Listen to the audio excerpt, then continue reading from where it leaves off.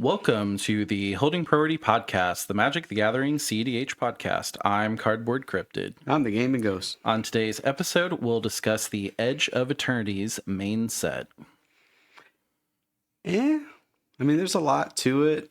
I like the warp ability. I think Warp's going to be really cool. I mean,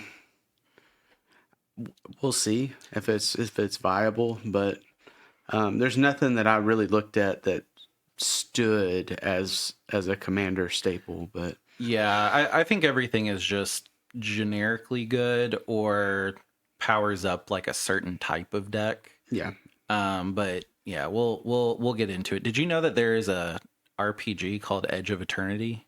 I did not know. Yeah, so I thought it was Edge of Eternity, and I Googled it, and then I just saw a whole bunch of anime characters, and I was like, what is this? And then I was just like, oh, what's Edge of Eternity MTG?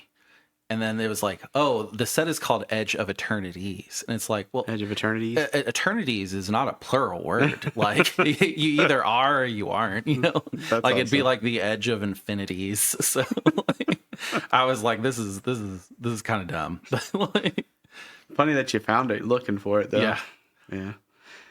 But anyway, no, I don't know exactly what cards are going to be real good on this set, but I mean, usually when you're reading them, I'll look at it and be like, I could kind of see it. I already know what I'm probably going to use my Force of Will on, but yeah, not everything's just generically good. I will say nothing blew me out of the water except for maybe like one or two cards, but I mean, that's kind of what a Magic set is. Like, Yeah. it just a lot of, oh, this goes here, like, oh, maybe this would be good.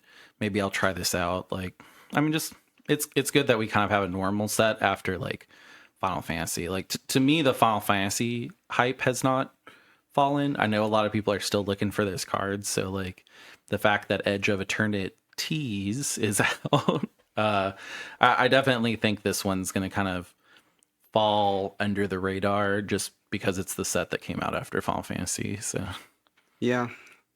Well, let's see what they got now. yeah, I mean, we're also even missing the pre-release to go to Atlanta for a big 10K CDH tournament. So. Yeah, it didn't look like it'd be super fun to draft. Mm-mm. Or not draft, to pre-release. Yeah, it's not even sad about it. Like, this is going to be a normal set review, so I'll get into the normal spiel. So just a reminder that we do have a link tree. There's a lot of cool links on there. If you listen to this podcast and you're just like, oh, that card sounds cool, I want to get it as a single, please use our link tree. It helps the channel out a lot. Whenever we get a payment or anything like that, or whenever like you guys just go over there and let them know that we sent you, all of it goes back into the channel. We're still pushing. I think we're almost to 100,000. I wish 100 subscribers on YouTube. First 100, then first 1,000, then 100,000. That's what's gonna happen. 100 bazillion. Yeah. But yes, please check out our link tree. And then just as a reminder, with all the set reviews, we will have this in podcast form, so audio form. If you're the type of person that likes to see the card up on the screen while we talk about it, we will have a YouTube link. If you're driving, please listen to the audio podcast. If you're riding, you can listen to the YouTube. That would be good. But we'll do our best to name the card before and after so that you guys know what's going on. And then as far as our set reviews, here are our rules. So we have a card rating scale, 1 through 5, only whole numbers. 1 means I just think it's neat. 2 is put it aside for later. 3 is might see some play. 4 is I know this will see play in a certain deck. 5 is this will be a strong add in any color deck the card can be run in. We put our swords together at the end. They're usually the same, spoiler alert. And then Force of Will, we have 1 per review. Either mark the card as the best in the set or overturn someone else's rating. So only 1 rating is used in the final calculation. I do not think we've used that second part yet, but I mean, we might not agree over spaceships or something like that. Yeah, I mean, we're pretty much on the same wavelength as far as some of these cards. So. Yeah. And we've got 40 cards, so I'm just going to jump right in. There's a lot of weird words on this set because it's all space related. The first one is Anti-Causal Vestige. Six generic, creature Eldrazi. When this creature leaves the battlefield, draw a card. Then you may put a permanent card with mana value less than or equal to the number of lands you control from your hand onto the battlefield tapped. It itself has Warp 4. Warp is you may cast this card from your hand using its warp cost. Exile this creature at the beginning of your next end step. Then you may cast it from exile on a later turn. So it's kind of like adventure, right? Kind of. I can't remember if that's like the correct keyword, but basically you pay it for a lower cost. It exists. Most of them have enter the battlefield or leave the battlefield effects. And then you get that effect and then it goes into exile. Basically makes your hand one card size bigger. And then you have access to it. But everybody like sees that you have access to it. Yeah. This card particular though, I don't think it's going to be cast for its actual. Yeah, 'cause, I mean, you want to pay the 4 and then it enters. It's then a sneaky. leaves. Yeah, it's a sneaky 6, 7, 8 drop thing. Yeah, the thing about the creatures, and you know, most of them are creatures, is when you warp it in, it's not instant speed. Unless you can cast creatures at instant speed. So it can't attack, it can't block. You're literally paying 4 for it to exist for a turn. Maybe you sacrifice it, maybe you do something else with it. And then at the beginning of the next end step, you exile it. But usually you're trying to get like the enters the battlefield effect for cheap. This one is when it leaves the battlefield, you draw a card, and then you can put a permanent card with mana value less than or equal to the number of lands you control from your hand onto the battlefield tapped. Not great in CDH because we're usually putting out a whole bunch of like artifacts, so meh. Yeah. I just saw a lot of people were excited about this one, so I wanted to put it in. So it's kind of neat though. So like if you put the permanent, so if this gets warped, you have to counter it. Yeah. Otherwise, like this could be a Seedborn. If you have 5 lands. But still, like Yeah. you do it for, or you could do it for 4 and have, if you need the Veil of Summer, like it gets you. Well, Veil of Summer is not a permanent. No, but you would have mana up to do it. So you have your 5 mana, right? And then you warp this in, and you still have your 1 just in case you need it. Well, once it's there, if they do anything to it, it leaves the battlefield. So, like, let's say they swords it. I'm not explaining this correctly. Yeah, I don't get it. Yeah. So with the Seedborn Muse analogy. Okay. Yeah. I would say it doesn't work with anything less. So like Sylvala or something like that wouldn't be as useful with this. Yeah. But something that's like really like 5 or 6, you get that mana. It's good to hide something behind. So like, let's say you're playing Kennen and you really want to make sure that your Basalt Monolith resolves. And you know there's counters out there, but non-creature counters. You can play this for 4, and then at the end step, all of a sudden you have a Basalt Monolith on the field that no one can counter, and then you... Yeah. Well, I was just saying that you would have... And it doesn't necessarily have to be a Veil of Summer. It can be that 1 mana spell. You know, because you really you're going to do this with 5 lands-ish, and then cast it, and then have usually like 1 or 2 up. And by then, it's kind of late game. Yeah, I mean, the only time I would ever consider using this is to hide something behind it. That's what I'm saying, like a Seedborn, because the reason I used... Not Seedborn, because it's something I know would get countered. So, like, a Basalt, or, like, something that's a key piece that's, like, I know if I just play this, someone will counter it.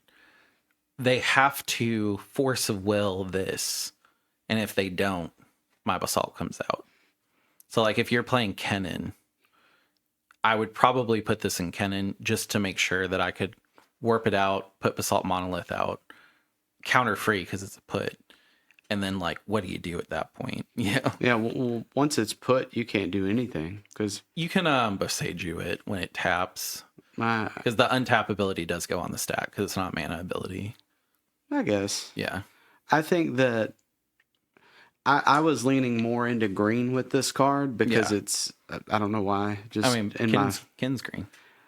yeah, but something like, is it Lumara would have all kinds of lands to put something out. I would literally only use this to hide something like behind it that I would worry about it getting countered. Like Lamara, once Lamara comes out and starts looping the lands, that's it. Like you're not really trying to get any permanents out. Like Lamara has to be set up, or Lumra has to be set up to start that loop. I don't know. I think it has some plays it can have in it. Like what they are per se is kind of whatever you're trying to do. Yeah. I think the value is at 5. So I don't really see putting Kennen or putting Basalt. Basalt's at 3. I mean, I guess if you really wanted to be sure it's not going to get countered. Yeah. It's literally like this piece is easy to counter, but I know that if I hide it behind this as a put, there is no chance to counter it. It just comes out. Mm-hmm. So it's basically kind of like a silence in not white for one thing. Yeah. But for 4. I mean, so with this, would you say a 4? I know it'll see play in a certain deck. Oh, 2. Like You don't think so? no, I think it's at least a 3. 2. Like it's a 4 to just make sure one thing comes out as a put. I mean, you should win a better way in like the current meta. Yeah. I could see it. Like I could see it being an option in Kennen, really. And that's about it. I would say just because I'm not like super certain, I could see it too. Yeah. Put it aside because I feel like this is going to be something, or maybe it's too slow. Yeah. 4 is high. It's just hard to, a lot of the decks now like kind of either build up to a win where it's just like, I'll just put so much stuff out. I don't care if it gets countered. And then a lot of the other decks are like, oh, I'll just silence. Like, I think Kennen's really the only deck that's like, I just really, really hope that my Basalt resolves. I might have a counter or two, but I'm just hoping. Mm-hmm. I mean, that's kind of where my mind was when you said Basalt. I was like, Yeah. It's there. It's not. We'll see what happens. Yeah. All right. 2 for Anti-Causal Vestige. Tezzeret, Cruel Captain. 3 generic. Legendary Planeswalker, Tezzeret. When an artifact you control enters, put a loyalty counter on Tezzeret. 0, untap target artifact or creature. If it's an artifact creature, put a 1/1 counter on it. -3, search your library for an artifact card with mana value 1 or less. Reveal it, put it into your hand, then shuffle. -7, you get an emblem at the beginning of combat on your turn. Put 3 1/1 counters on target artifact you control. If it's not a creature, it becomes a 0/0 robot artifact creature. And it starts with 4 loyalty. This one is just like, it can go in any CDH deck, and we use a lot of artifacts, so like you could pretty quickly get up there to his -7. The -7, not very good. Like I'm glad it's not very good. Yeah. I do like the -3, search your library for an artifact card with mana value 1 or less, because it is mana value. So it can be one green or 1 white or stuff like that. It's not like Urza's Saga that we talked about last time. I was trying to think what Ballista's mana value is. It's 0. Is it 0? Yeah. So you could get Ballista with this. Yeah, you can get Candelabra with this. You can get a lot of really good things that you would want to find from your deck. However, you do have to cast it because it goes to hand. So you would, for 3, it would basically cost you 4 to tutor out a Soul Ring and play it. The issue I have with this is that it doesn't have a plus at all. So you have to, your hand has to be almost like a poker hand or something where you're like, I've got what I need and I'm just going to start playing stuff down. Well, it's a 4, so you can just, for 3, immediately put it out and then be like, I'm going to go get a Soul Ring. Cool. You know? Well, oh, it's at a 4. Oh, okay. Yeah. I'm sorry. I so was like, thinking, and really we don't care about the alt in CDH you're not at all. ever going to. No. Like, this is a one-shot, probably. When I was looking at it, I was like, you got to play all these down. Yeah, I wasn't even thinking about its power. It's is it loyalty? Yeah. Loyalty counters. Yeah. I mean, yeah, you go get, I mean, I think it's kind of cool that you could just play it for 3 and then go get your Ballista if you wanted to do it. Yeah. Or your Candelabra is decent. Or, I mean, even a Soul Ring is not bad. Is it worth 3 for that tutor, though? It's good in non-blue decks. And if you're playing CDH, you're probably playing a blue deck. So I mean, maybe Mardu? Yeah, I mean, to go get a Lion's Eye Diamond. I mean, Mardu is kind of scary most times when it's at the table. Yeah. So I mean, you have black though. You just tutor it if you need it that bad. It's true. Like if you're not running blue or black, Tezzeret is pretty good. Blue or black, yeah. And then if you're running white and you care about artifacts, you're probably playing Fiddlebender. I mean, maybe this is good in Magda. I don't know. I could see that. Yeah. I think it's just put it aside for now. Yeah, I mean, I could go all the way up to might see some play, but I do think it's a 2. It's too slow. The issue with it is, what is it better than? Like, is this better than Demonic? No. Is this better than Enlightened? Yeah. No. Is it better than Transmute Artifact for 2? No. Yeah. It's almost, but not. Yeah. And I think that, maybe there's consistency in some decks that want this.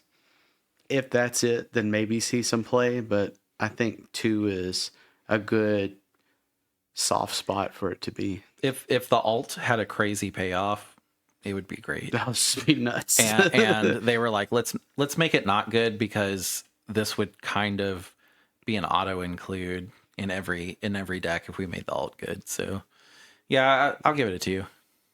I'm with it. That is a 2 for Tezzeret Cruel Captain. Now we're going into the white. Exalted Sunborn. 3 generic, white, creature, angel, wizard.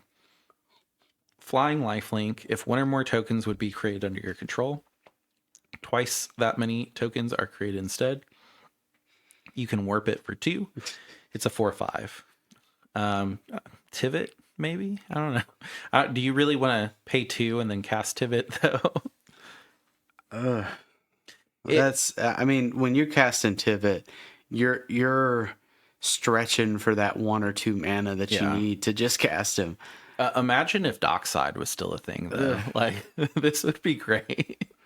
I like these cards. They have a certain place in my soul with like Doubling Season and even Parallel Lives type stuff. And like this is a 4/5 creature for 2 that does that. Like, I mean, yeah, they still have is it Mondrak?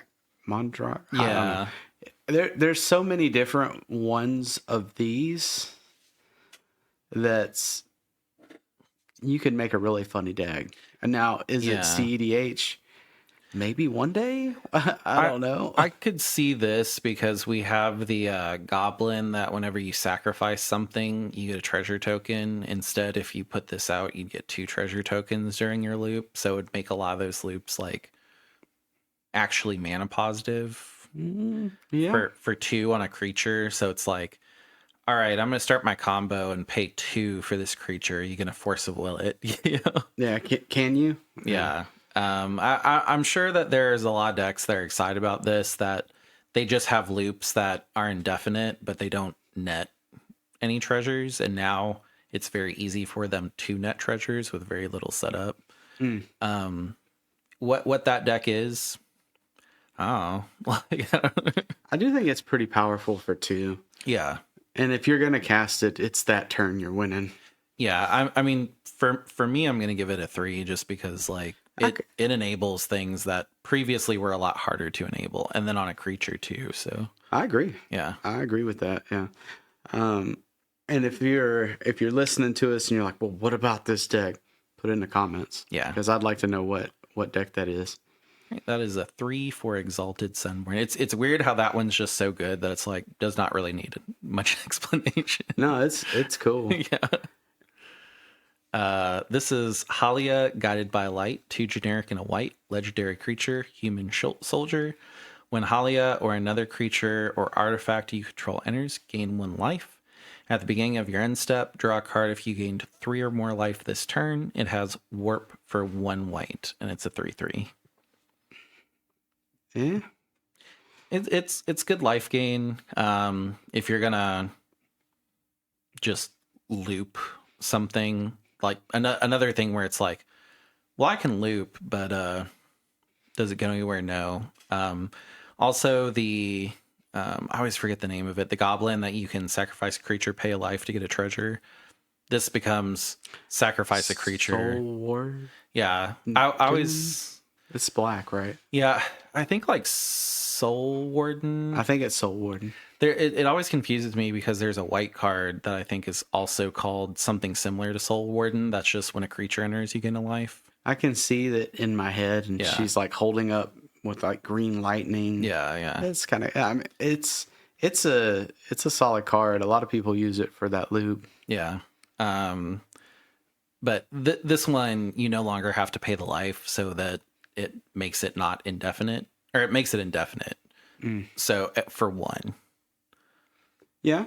So like this, and also the Angel on the Field for 3. Then Soul Warden loop is just okay. I just infinite treasures. We cool. Yeah. I know you'd get infinite life too, because every time the treasure came in, you'd get 3 life. So you'd be like, I have 100 million treasures and 300 million life. That's a 4-card combo, so it's not great, but my issue with cards like this is, especially playing Blue Farm, is the upfront cost. The warp is good, but it's still, these things are kind of high. So any deck that tries to play ad nause is going to take a hit on life trying to get through some of these cards. Oh yeah. But I mean this one's 3 though, so each side of it's good. Yeah, I mean, it's decent. Where it goes, I'm not 100 in it. Yeah. And then, I mean, you wouldn't really just want to play it for value, but I mean, warp 1 to draw a card if you're already going to gain life. Like, let's say Timna's out, so you play Halia, hit with Timna, then you're like, all right, well, I draw a card with Timna. Also, I just draw a card at the end of my turn. We good? Cool. Yeah. 2. Yeah. It goes somewhere, but it's not like I'm super excited this breaks a deck. No, this isn't breaking anything. Yep, that's a 2 for Halia, Guided by Light. Next one is Hard Light Containment. It's 1 white, Enchantment Aura. Enchant artifact you control. When this aura enters, exile target creature and opponent controls until this aura leaves the battlefield. Enchant permanent has ward 1.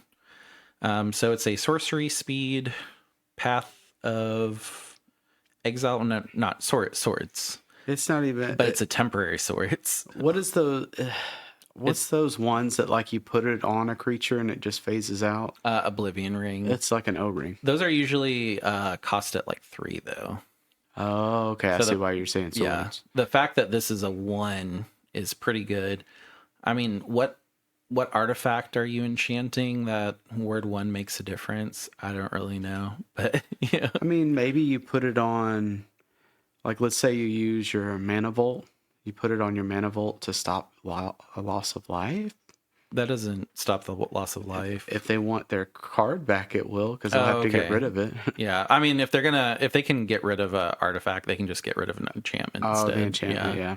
I forgot about that. Yeah, I mean, like, maybe this is good if you're trying a basalt loop in Bant and you're just like, I need to remove this thing. Also, everybody's tapped out, so can't pay it. Yeah, and then, like, they'd just be like, okay, well, target on the stack.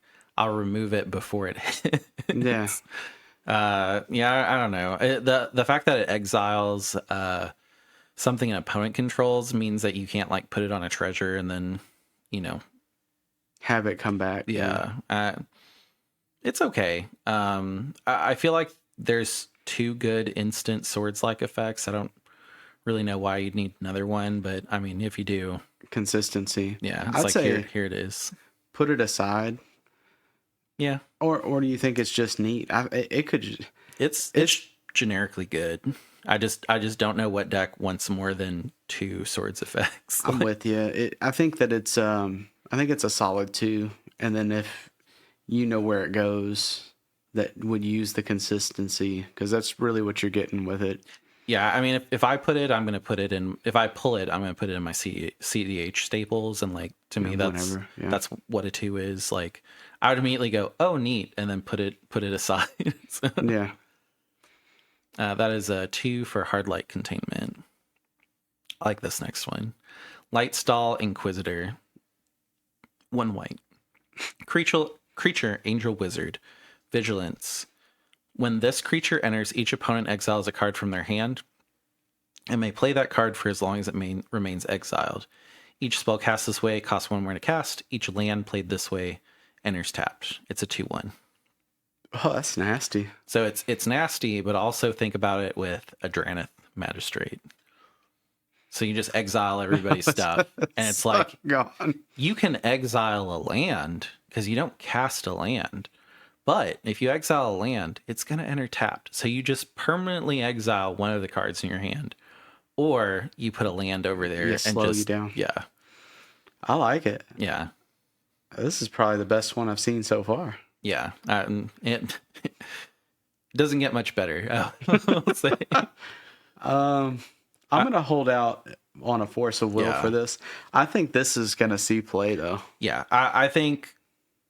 I mean, I want to say this is a 4. I mean, almost a 5. Like, it doesn't replace Esper Sentinel is the only reason that I'm hesitant to not give it a 5. But man, is it good? Like, and it's each opponent, so you don't have to deal with it. And also, you can search it with Ranger Captain. I like this because it does something immediate. And then by your next turn, it has vigilance too, so it's a blocker.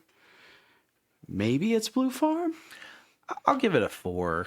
Like, I don't really think that we're looking for 1-drops in white. I think we have that on lockdown pretty well. And I know that not everyone is running Ranger Captain, but, like, if you're playing a stacks deck, 100% this is in it. Yeah.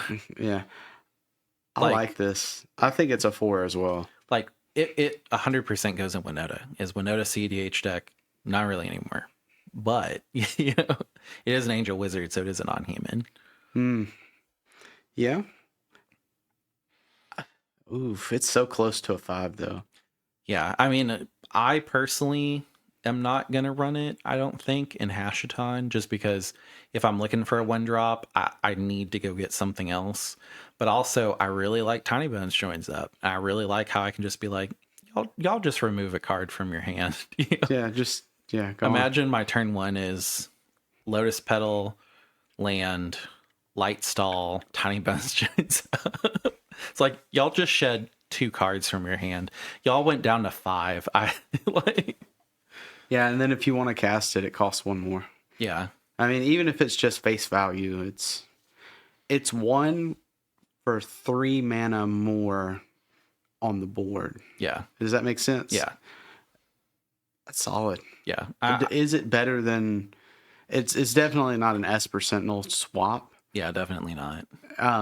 Maybe there's some fat in your deck that you can be like, this is better.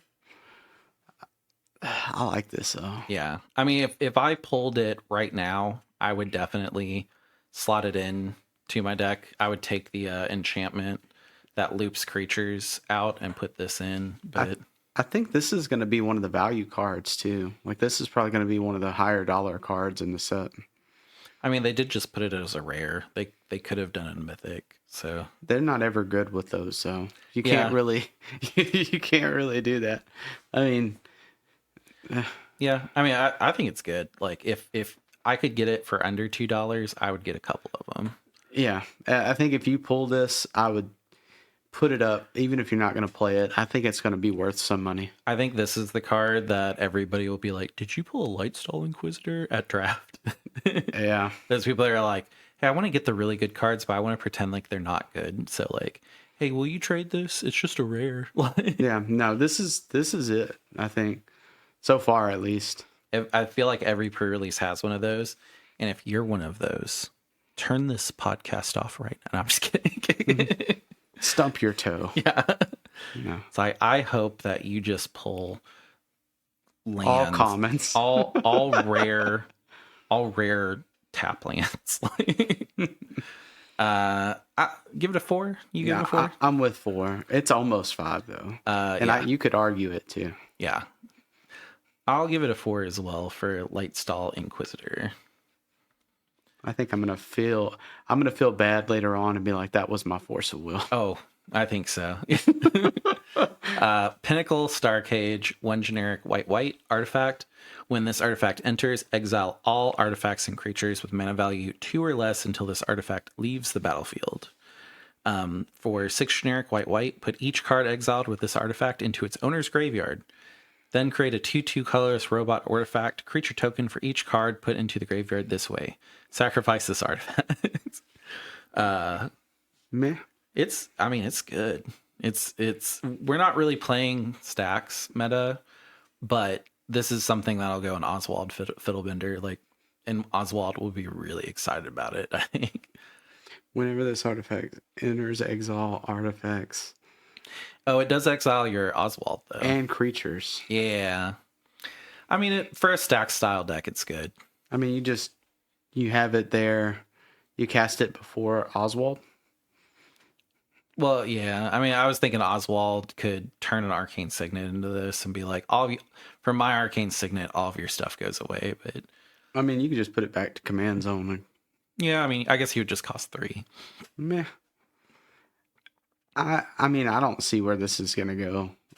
Yeah. There's a lot of cards I can be like, I could see that. This one I don't really see. It's so expensive. Everything to it's kind of high. This one is if I'm behind, I can reset the game. But honestly, if you're that behind, you're probably playing for a tie anyway. So well, it leans to more mono or dual. Yeah. And at the end of the day, if this was 2 generic and 1 white, yes. Yeah. But having 2 white is a little bit harder at turn 3. Yeah. To care. I will say the uses for it that I kind of had in my head are gone now. So I would put it aside for later, but it's not. I thought Oswald would really like this, but I always forget Oswald is like really cheap. And there may be a world where you have this seat 4 and everybody's kind of dumped their load, and you're just like, yeah, it's like, all right, let's reset this. Like, yeah, it's like now y'all are all effed. Yeah, yeah. I put it aside. Yeah, I mean, I'm sure at some point, some stack will be good in CDH. Until then, meh. Yeah. All right, cool. That is a 2 for Pinnacle Starcage. This one is called Seam Rip. It's 1 white enchantment. When this enchantment enters, exile target non-land permanent and an opponent controls with mana value 2 or less until this enchantment leaves the battlefield. It is exactly the same text and cost as Portable Hole, which is really good, but it's an enchantment. So Tim Nadargo has another removal. What's the what's the creature that uses enchantments? I Oh, can't. Elvery. Probably in that. I mean, Yeah, I mean, it's a 1-drop to -2 something. yeah, I mean, you'd probably Or take out your take a 2. swords for the seam rip. Like it has uses. There's the Civis something hand or I whatever. think it's Sithis is what I Yeah, was thinking. like is that CDH? No, I don't really think so. But but I I've mean seen it's it. there. Yeah, I've seen people that are like, oh yeah, I used to play CDH. I'm glad my friends are playing, and they bring their Sithis deck, and they're like, this deck was cracked, and it's like, oh boy, you're gonna have a bad time. Like, I mean, anything that starts to feed into those decks though yeah, could honestly put them back on the map. yeah. Will it? I don't know, but I mean it's for an uncommon. This is really good. Yeah, the thing I like about these two is you put it on the stack and everybody's like, what are you targeting? It's like, you'll see when it resolves. Yeah, or counter it, Yeah, please. yeah. I like it. I'm thinking. And then if someone shows a counter, I'm like, all right, then not your thing. Yeah, definitely not yours. Yeah. All right, if you put that back, I'll agree that not yours. I I think it's a 3. Yeah, I'll give it a 3. I mean, it forces somebody to get rid of this, which maybe that's what you want. I mean, also, if you're good at politics, the person that's getting rid of it, it's like, actually, if you want to take that off the stack, I'll just target something else. Yeah, I like it. I mean, it's also, and this probably won't come up, but mana value 2 or less. So, like, if you have Thassa out and you want to try again, you can seam rip it And and then get rid of seam rip and just be like, all right, well, Thassa ETB back on the stack. Back on the stack. Chain it back. Yeah. No, I mean those are real specifics. The mana value and the 2 or less. It's kind of relevant in CEDH. Yeah, I mean, Portable Hole is very playable, and this is an enchantment Portable Hole. So, I like it. yeah, I'll give it you said a 3? That's where I'm at. Yeah, I'll give it a 3 as well. Now we're into the blue. Consult the star charts. 1 generic blue. Instant, you can kick it for 1 generic and a blue. Look at the top X cards of your library, where X is the number of lands you control. Put 1 of those cards into your hand. If the spell was kicked, put 2 of those cards into your hand instead. Put the rest on the bottom of your library in a random order. I think Rogthras will really like this, because Rogthras just like ramps land like nobody. Like, Yeah. it's also a put, so for 2 you can go 5 deep and not draw a card. You just put it into your hand. So, at an instant speed too.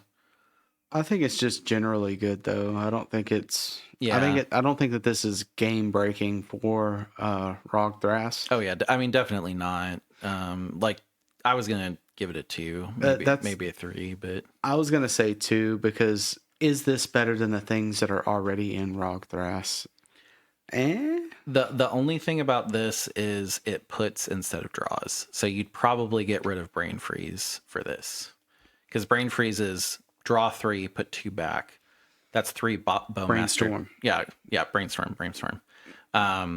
That's draw 3, put 2 back. This is potentially, by the time you play it, probably look at 3, put 1. Yeah.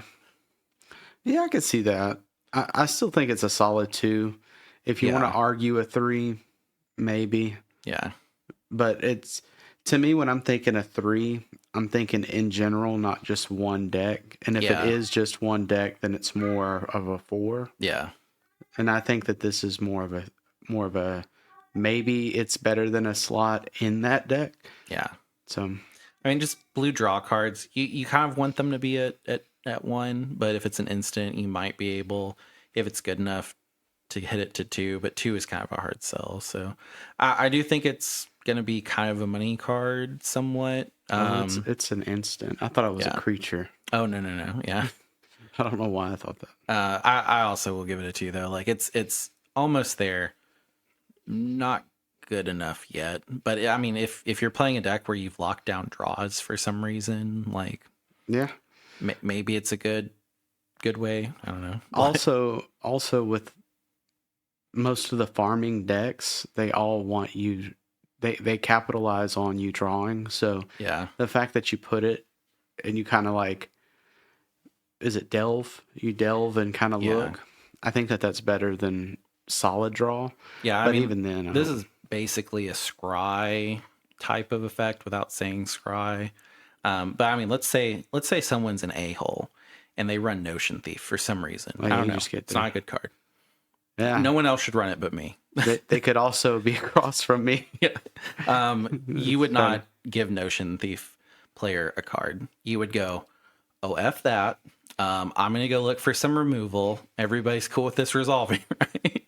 I'm going to go 5 deep and look for some type of removal to get rid of that. Yeah. Still, even then, I think 2 is a solid play for it. Yeah. If you do pull one of these, I would definitely take note in your head that it's here. But yeah. That is a 2 for Consult the Star Charts. This one, Desculpting Blast, 2 instant, return target non-land permanent to its owner's hand. If it was attacking, create a 1/1 colorless drone artifact creature with flying, and this token can block only creatures with flying. This is a pretty art. Yeah. It's a 2 cost into the Flood Maw, but you don't have to give somebody a fish. So, like, take that as you will. That being said, too, I think all of the blue removals want to be 1 cost, because if you're running something that's 2 cost, you're usually running Cyclonic Rift because you can overload it. Or free. So, like, is it Snapback? Snapback does... It's like get rid of a blue to pull something. Snap itself... Oh, yeah, Snapback. I think those are only creatures, though. This is non-land permanent. Oh, okay. I got you. Yeah. That gives it a little more. Yeah. I just wanted to cover it. It's just generically good. I think it's something that it's an uncommon, so people will probably pull a lot, and I usually don't look at those. So, like, I just wanted to poke it out as, like, this may be good. I would also say, like, due to our recent endeavors into pre-releases and drafts and such, this may be one that if you get it, maybe run it, because this is probably, I mean, it gives you a 1/1. If you plan on having a dragon watching you poop, no, I'm not going to explain it. If you didn't watch the Iron Man episode, you don't know what's going on. But if you're going to have a dragon watch you poop, run Desculpting Blast. If you have ever pooped in the eyes of the dragon. Yeah. That's fine. Yeah, I mean, also this is a good budget card if you can't afford a Cyclonic Rift. Yeah. Like, I would run this for a little bit, and then if I was just like, okay, I really, really want to be able to overload it, then run a Cyclonic Rift, when you get the cash. My issue with this, though, is if you're looking for that effect, Flood Maw is better. Yeah. But just because it's cheaper, yeah. Who cares if you give them a 1/1 fish? Now, would I take this out for Chain of Vapor? No, maybe. I wouldn't. Like in some decks, maybe. Yeah, I mean, I could see it. Whenever I'm thinking Chain of Vapor, the thing that entices me about Chain of Vapor is the mana cost for my Adnos. Yeah, no, I mean, would Blue Farm swap this? Probably not. But yeah. But it is an uncommon. I give it a 3. I could see some people running it that really need that removal effect. I mean, having more removal effect in mono blue is not bad. I could see that as well. I think that the fact that it's uncommon, the chances of you pulling it, because I also think about, I guess, economic. Yeah. Magic, I guess. It also creates an artifact if you do it against an attacking creature, which, like, but like, yeah, I mean, maybe this is Urza. Yeah, because then it's a mana dork. Yeah, I'll give it a 3. Yeah, I'm with that. 3 for Desculpting Blast. Also, the art was awesome. Yeah. This is Memnon. Menomina, the right hand.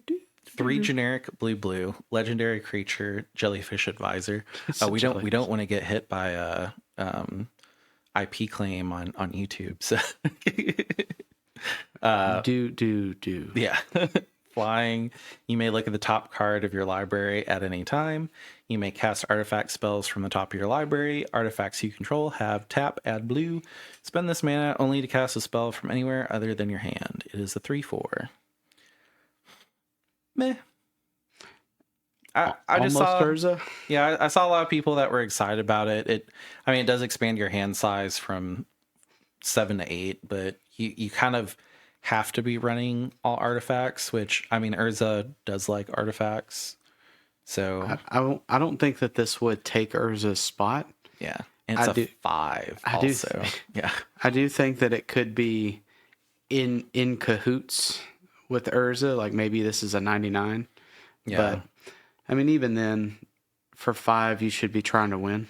I was kind of stretching, trying to find potential commanders from this set, so that's why this is here. Also, it's a jellyfish and it's Memnon. Do. I'd give it a 2. It probably goes somewhere eventually, but I mean, unless you're trying to run a blue artifact deck, like, meh.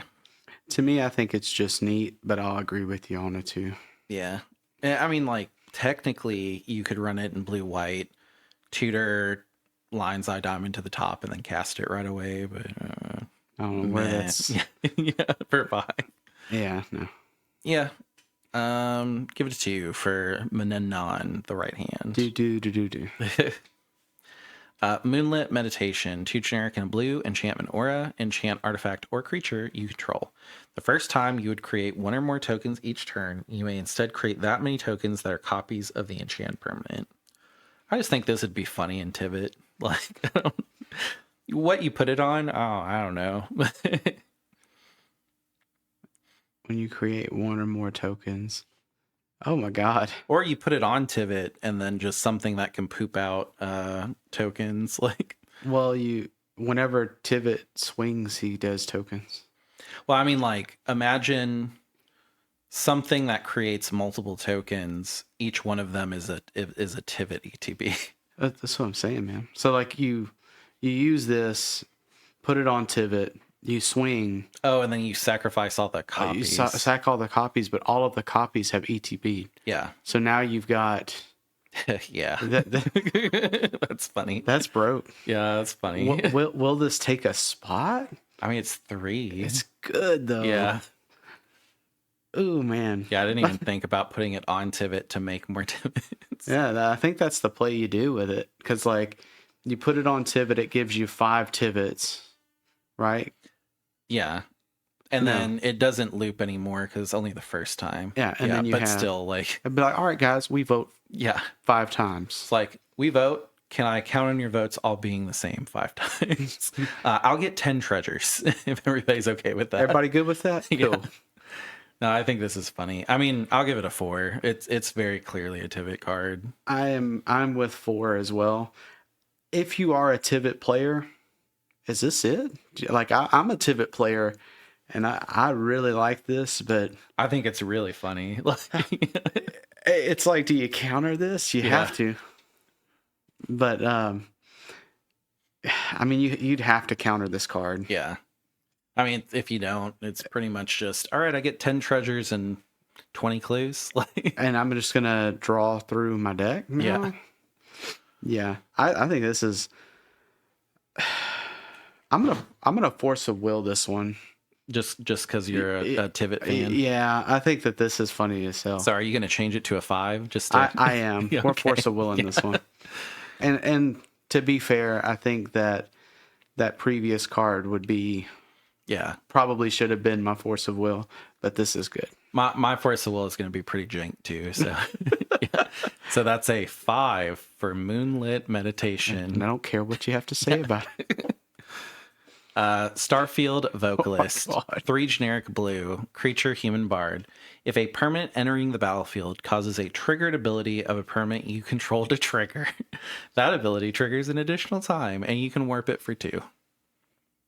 So it's another Tivit. It's another Tivit card. It's a 4. No, yeah, I think for 4, I would only put it at a 3.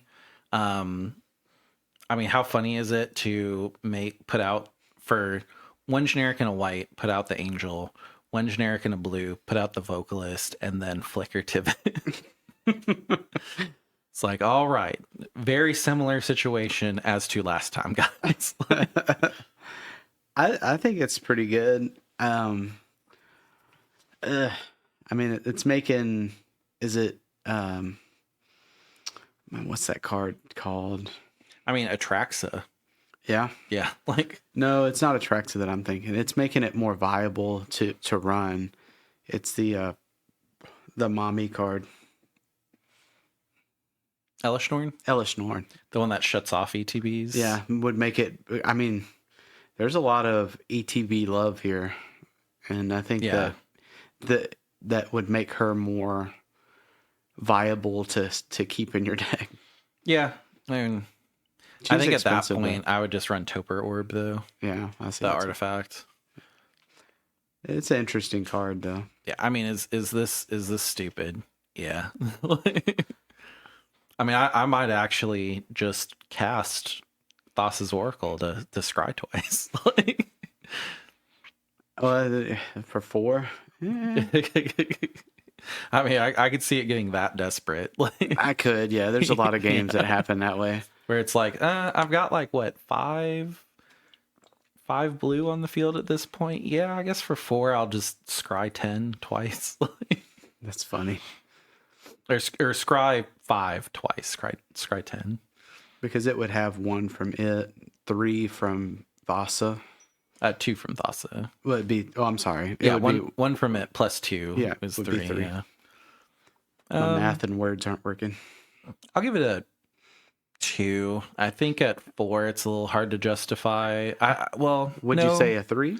Yeah, I'll give it a 3 because I'll go 3. I forgot about the warp cost and I forgot about Atraxa. So yeah, The warp is really where these cards shine. Yeah. I mean, who's going also- to cast this for 4? No one. just to pay 2 and be like, all right, guys, and then get some value and be like, all right, this is constantly a threat for 4 mana now. Like, Yeah, my hand has went up 1. yeah, it's useful and it's a creature, so get ready. Yeah, I'll give it a 3 for a Starfield Vocalist. Yep. Now we're into the black. Arch Enemy's Charm. Black, black, black. Instant, choose 1, exile target creature or planeswalker. Return 1 to 2 target creature and or planeswalker cards from your graveyard to your hand. Put 2 1/1 counters on target creature you control. It gains lifelink until end of turn. This is really good in Tivit and probably only Tivit, but it's a 6 life to exile a target creature or player or planeswalker at instant speed in Tivit, or not Tivit. Did I say Tivit? I probably Keurig. Keurig. I still got that card on my mind. I was sitting here thinking, I was like, would it be Tivit? Yeah. I don't know. Yeah, Keurig. 6 life in Keurig to surprise exile a creature or planeswalker.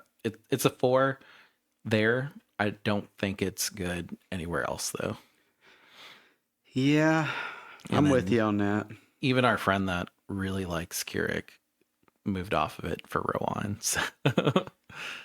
For how long, I don't know. Yeah. Because he's definitely loves that card. Yeah. I'm with that. I think that put it aside, it might be worth it for one deck.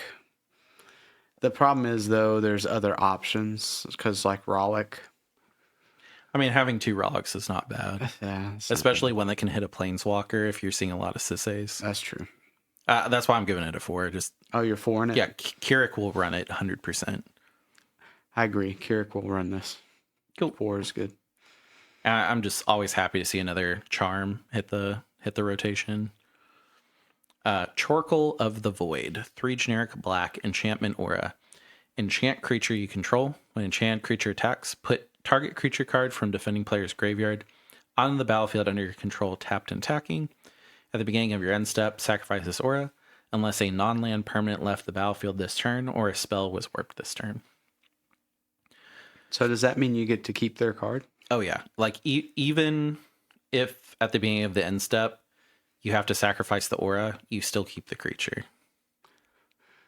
Ugh. So like, let's say You have a Lotus Petal. You sacrifice the Lotus Petal to play Chorkle of the Void. You don't have to sack it at end step because a non-land permanent left the battlefield. Now it is 4, and who's putting big stuff in their graveyard outside of Hash Time? Not many people. So Yeah. I think it's a 1. I mean, depending on the deck itself, what I always forget what that. Oh, it's the Broodlord. You could, if you stop a Broodlord combo, get it back and then Broodlord. I feel like you have to mill your opponent's graveyard somewhat for this to matter. I just think it's yeah, I'm with you. I think it's neat. I don't think that it's viable very many places. I do see a lot of enchantment auras though, so that's kind of interesting. They're coming back. Yeah, especially like in black for this type of effect. I think it's cool. But yeah, it's just cool. It's a 1 for Chorkle of the Void. Sothra, the Super Void, 2 generic black. Legendary enchantment. When a creature you control dies, each opponent chooses a creature they control and exiles it. At the beginning of your end step, if a player controls no creatures, sacrifice Sothra, then put a creature card exiled with it onto the battlefield under your control with 2 additional 1/1 counters on it. If a player controls no creature. So I do kind of like cards like this. Yeah. I think that the mana value is a little high, but any card that causes a semi like mini game to where it's like, all right, George, you need to get you a creature. It's like, oh, nope. Well, I'm going to return this whatever card. Black also has a lot of creature loops from graveyard, so you could just go, well, I can't really do anything other than sack this creature 12 times. So, boop, boop, boop, everybody exile your entire field. I'm going to move to end step. I will keep one of the best creatures and put 2 1/1 counters on it. Like, oh, man. I thought that it was at the end step. I didn't even... I missed the whole like first little paragraph. Yeah. Whenever a creature you control dies. Okay. So yeah. I mean, like maybe this goes in Sephiroth. Is Sephiroth CDH? I don't know. He's only been out so long. But there's just so many like good black creature loops where you're just like Gravecrawler sack, Gravecrawler sack, Gravecrawler sack. And it's like, can I do anything with that? No. But now I can just completely wipe every creature off the field and then keep the best one and put 2 1/1 counters on it for 4. And they're all exiled too, which is important. The problem I see with it though is that it's 4. I mean, if this is this great? No. If this was if this was 2 black mana, I think that it would be more viable and have the problem kind of where it's 2 colored pips. Yeah. But at 4, I'm almost to it's neat.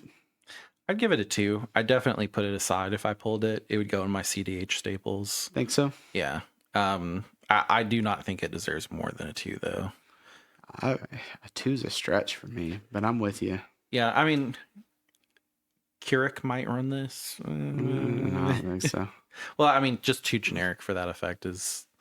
You also have Blood Pet where it's play it, sacrifice it, get a black, everybody exiles. Yeah, I mean, I can see that. Yeah, but I do think 2 is like the highest I can justify for this thing, even though it's really cool. Yeah, 2 is where it's at. And this is the signature card of the set that has the full art, like super crazy foil that everybody wants. Oh, really? Yeah.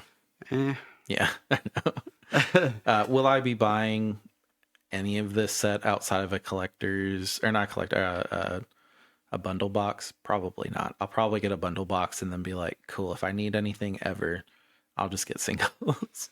Yeah, I think this is definitely a single set. Yeah, I mean, so many people went like really hard on Final Fantasy, us included. So it's kind of nice that the next set is kind of like, I could skip it. Yeah. Yeah, maybe pick up 1 or 2 cards here and there. Yeah. Yeah. 2 for Sathera the Super Void. I Yep. haven't been using the Steam Deck. I'll just 2 for Sathera the Super Void. I forgot to use it on your Force of Will card. I'll say it again. Force of Will. Oh, yay! That's funny. Timeline color black, black, haste. You may cast this card from your graveyard using the warp ability. The warp ability is play a black and pay 2 life. It's a 2/2. Yeah. I mean, creature loops. The fact that this starts out as at 2 is kind of tough. You're probably you'd rather have Gravecrawler, honestly, at the end of the day. The fact that this has haste is a little bit better because you could tap it for mana right away if you have the elk or anything that does that. Yeah, but I don't really see. This isn't awesome. It has promise where I would put it aside as a 2, but that's it. I guess the fact that it can come back. Yeah, come back with haste. Yeah, 2. Yeah. All right, that is a 2 for timeline color. Umbral Collar Zealot, 1 generic and a black, creature, human cleric. Sacrifice another creature or artifact. Surveil 1. This is a 3/2. In Pauper, anything that just sacrifices a creature for free is kind of dumb. This is uncommon, so it can be your commander in Pauper. Also, like, that vampire that just sacrifices a creature for free is really good. Yeah, like, it's in a bunch of Protein Hulk loops, and now instead of just 1, we have 2 of them. So For 2, it's not bad. yeah, I'll give it a 3. I don't really think Magic needed to print this card, but they did. And Surveil's pretty good because optionally you can just keep looking at the top card of your library, or you can just be like, oh, I want to fill up my graveyard. Yeah, I think as an uncommon, I would definitely put it aside, and the chances of you grabbing one are pretty high. So if you get one of these, I don't think it's going to be a big money card. I do think that it's there though. You could have a mono black build or a black blue build with Thassa and Umbral Collar Zealot, where if you have a creature that you can loop indefinitely, maybe one with haste that taps for mana right away, you could just go, all right, cool, I'm gonna keep looping this, put my entire graveyard into my or my entire deck into my graveyard. Thassa's Oracle, cool. Full Win. creature combo, Thassa's Oracle win, cool. Like, That's funny. you'd have to have like a couple of enablers on the field, so like it's not better, but I mean it's still interesting. You say a 3?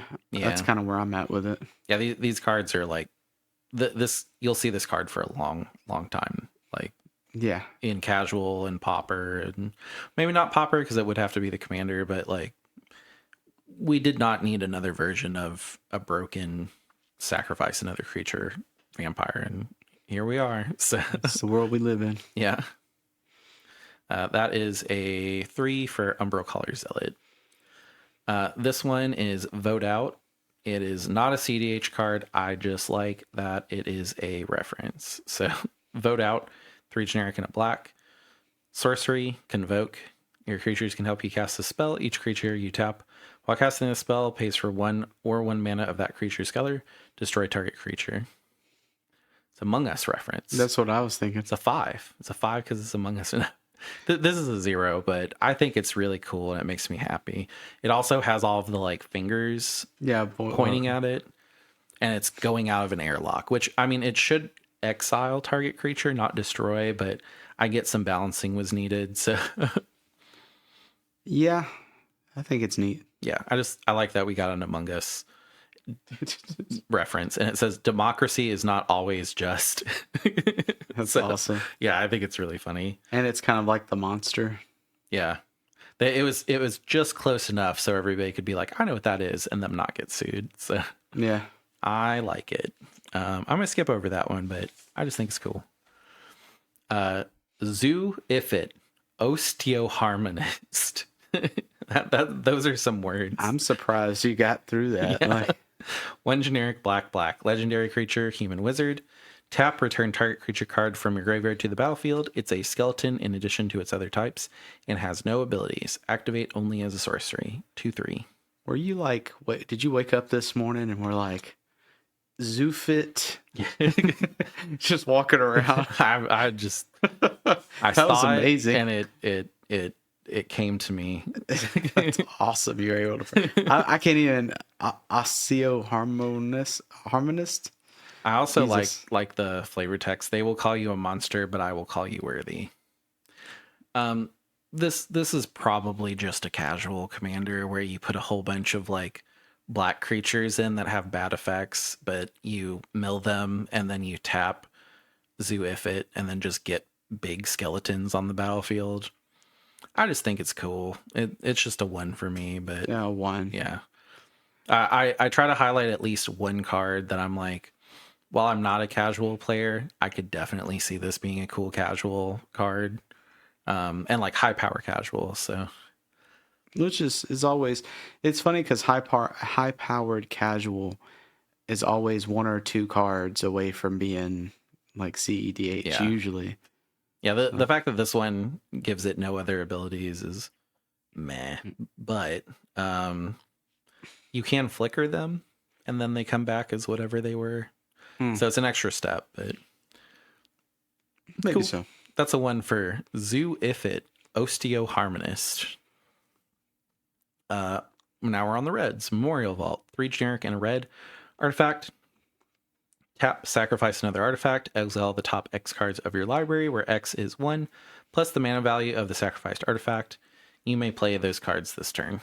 I know that there's a lot of decks that put out weird artifacts, and you're like, I have no idea what I'm going to use 20 foods for, but I got to mark them because they exist. At least with Memorial Vault, you can like start eating through some of them. I mean, I think it's kind of also cool that if you get to a point where you're like, I do not need this much mana, like I have this mana vault that is pinging me every turn, like I want to get rid of it. Or like, okay, like this one ring's about to kill me, let me get rid of it because it's sacrifice another artifact. That being said, for 4, it's no one ring, so it's a 1, maybe a 2, but I think it's a 1. yeah, it's just cool. Like it's interesting. I'm sure some CDH deck would like this. I don't know what one though, but yeah, I just wanted to highlight this one and kind of pop past it. So 1. Yeah, I'm with that. Yeah, 1 for Memorial Vault. Pain for All, 2 generic and a red. Enchantment Aura, enchant creature you control. When this aura enters, enchant creature deals damage equal to its power to any other target. When enchant creature is dealt damage, it deals that much damage to each opponent. Just Pain loops somewhere. Yeah, I mean, just things that normally would deal damage to creatures that aren't that great. All of a sudden, you're like, oh, this does 5 damage to a creature. This is just going to do 5 damage to everybody. There's kind of silly Brash Taunter lines as well, where Brash Taunter is indestructible, but it deals damage to people, so you can double up that effect with Pain for All. What's the... We've seen it a couple of times in some tournaments. It's the mono red Pain deck. It does like a lot of... You know what I'm talking Ogier. about? Yeah. Yeah. I mean, just another one of those effects where it's like, for some reason, this creature does 10 damage to itself. Like now it just does 10 damage to everybody. Or, you know, like Yeah. just a combo enabler. Is it good enough for CDH? Probably not. Would I put it aside for later? Yeah. 1. I give it a 2. 2? It would be good enough for me to put it in my CDH deck. Like I said 1. That's what I meant. Yeah. 2. Yeah. I even said it's like put it aside. Yeah. 2 for put it aside for later. Ruinous Rampage. 1 generic, red, choose 1. Ruinous Rampage deals 3 damage to each opponent, or exile all artifacts with mana value 3 or less as a sorcery. Silly. For 3. Like, this is kind of what I wanted the white artifact to be, and also why I included the white artifact, because it's like, okay, we've got 2 cards that just decimate entirely artifact fields. So For 3, that's pretty good yeah. to field wipe. Do you care enough to run it? I don't know. Yeah. I mean, some deck at some point will. I'd give it a 2. I don't think it's a 3 yet, but I do think that, especially with Final Fantasy, Red was kind of moving towards a like don't care about artifacts type, like artifact pain, I guess. Yeah. I think this is a good card to kind of start building towards that type of deck. I think if it would be an instant, Oh yeah, it'd be better. yeah. But yeah, I think it's a 2.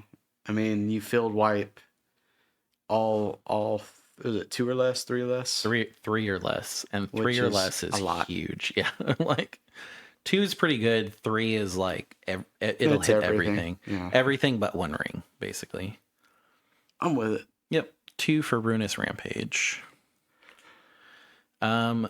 Tanuk, Steadfast second, 2 generic red, legendary creature, Kavu pilot. Other creatures you control have haste. And then they gave them this. Artifact cards and red creature cards in your hand have warp 2 red. That's stupid. It's a 3/5. So they were like, let's give all creatures haste. Also, all artifacts and all red creature cards just cost 3. And it's not just red creature cards. Let's throw artifact cards on there too. And they didn't say like activate only at sorcery speed, activate only 1 a turn. They're just like, yeah, he can have all this text at 4. That's wild. Yeah. It's funny because I thought it was the same card because I think it's the same character in the previous one. Yeah. The Kavus. Oh no, never mind. It just seemed like him. Yeah. This is my Force of Will. It's stupid. Yeah, Like, it's pretty strong. like I could see this being a new mono red commander in CDH. I'm sure people are currently building it right now because it's one of those cards that you read it and it's like, oh, this is stupid. Like, you know? Like, yeah, they only exist for a turn, but like That's all you need. and then they just go to exile and you can cast them for their full cost later.